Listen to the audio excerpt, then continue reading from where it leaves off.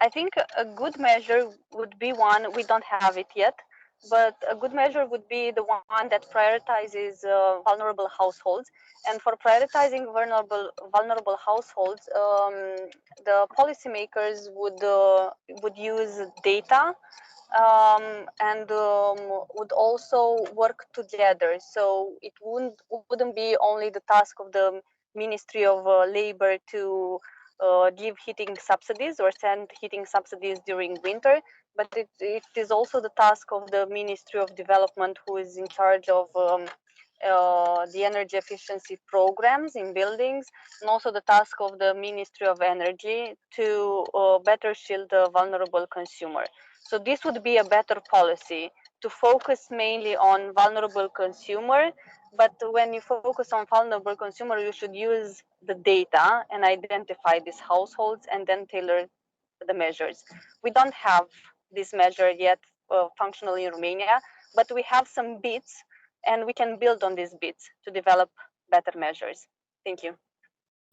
I believe that the best kind of measures are definitely the ones targeted towards those truly in need.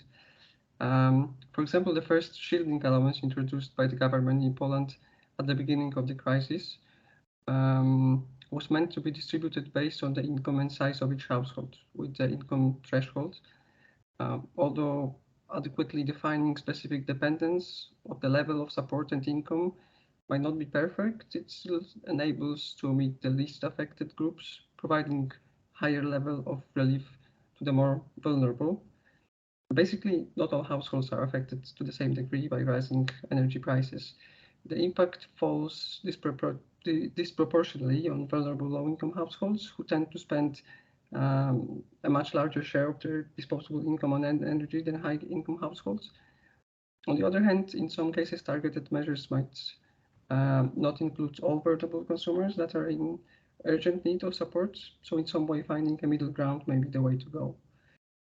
Also, in my opinion, worth mentioning is also is another approach. The government in Poland has introduced an electricity price cap applied to a basic level of use, taking effect at the beginning of next year, which should favor households that use less electricity.